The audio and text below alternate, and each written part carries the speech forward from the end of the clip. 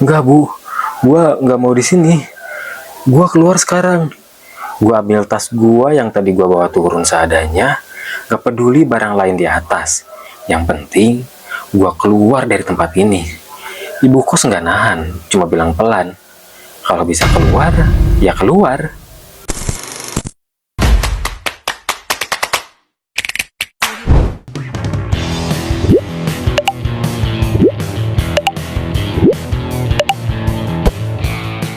Yo guys, assalamualaikum warahmatullahi wabarakatuh. Jadi sekarang gua mau lanjutin yang part ketiga.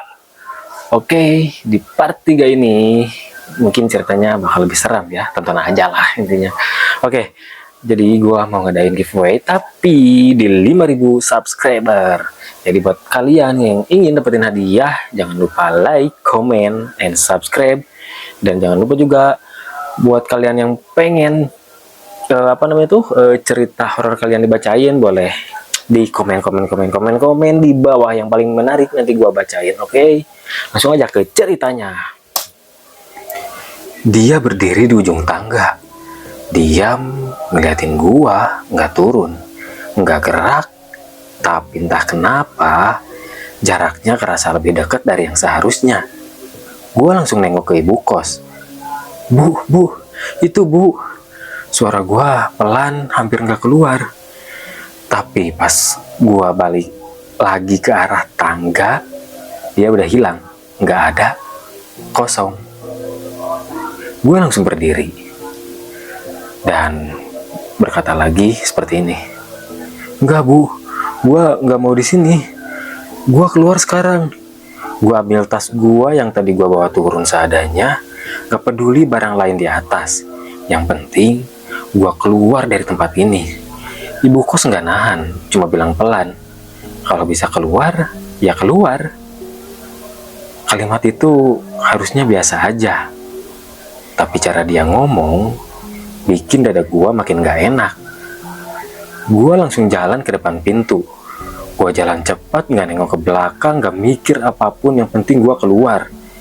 Gua buka gerbang, keret, dan gua langsung keluar gang. Tapi begitu gua berhenti, gua langsung sadar ada yang aneh.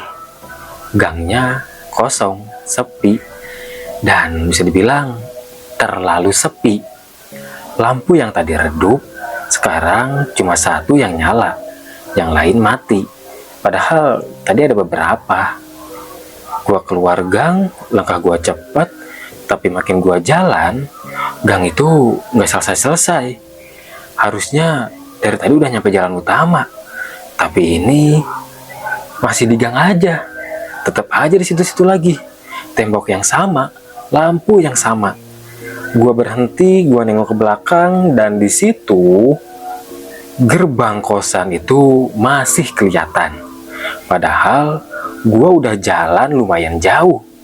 Jantung gua langsung turun. Ini nggak bener. Gua balik arah, jalan cepat lagi, kali ini lebih kenceng, hampir lari. Beberapa detik gua lihat di ujung gang, akhirnya ada jalan keluar, ada lampu jalan besar. Gua langsung lari ke situ, sedikit lega. Tapi pas gua nyampe, langkah gua pelan sendiri, karena yang gua lihat bukan jalan besar, tapi gerbang kosan blok C lagi. Gua langsung berhenti, gua bengong, dan gua bilang ini gak masuk akal. Gua nengok ke kanan ke kiri, masih gang yang sama, masih sempit, masih sunyi, dan pelan-pelan gua mulai dengar suara dari belakang. Tek, tek, tek, langkah kaki. Ya, langkah kaki itu pelan, gak buru-buru. Gua langsung kaku, nggak berani nengok, tapi suara itu makin dekat. Tak, tak, tak, dan akhirnya suara itu berhenti tepat di belakang gua. Gua bisa ngerasa sesuatu berdiri di situ, deket banget, dingin, dan pelan-pelan suara itu ngomong deket telinga gua, serak. Udah dibilang, ini kamar saya. Gua langsung refleks lari, masuk lagi ke dalam kosan, nabrak gerbang, naik tangga, nggak mikir lagi.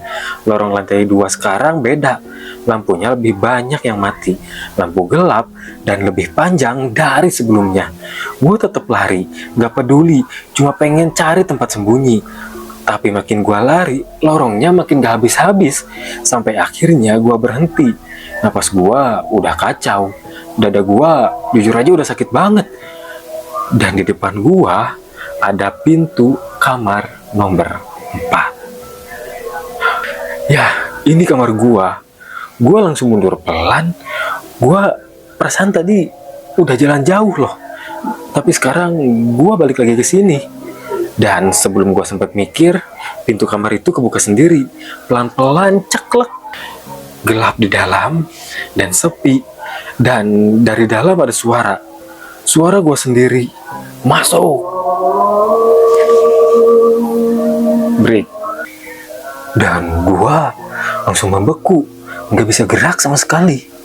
Masuk, ini kamar kita. Suara itu persis banget kayak suara gua, nggak ada bedanya. Gua mundur lagi, mundur pelan-pelan, tapi di belakang ada suara langkah kaki lagi. Tep, tep, tep, tep, makin dekat. Gue sekarang kejebak depan kamar, belakang dia, dan pelan-pelan dari dalam kamar sesuatu mulai keluar. Bentuknya sama kayak gua, berdiri di dalam pintu, ngeliatin gua, dan dia senyum. Lu telat. Di situ gue baru sadar, ini bukan cuma soal kabur. Dia nggak mau cuma kamar itu. Dia mau posisi gua.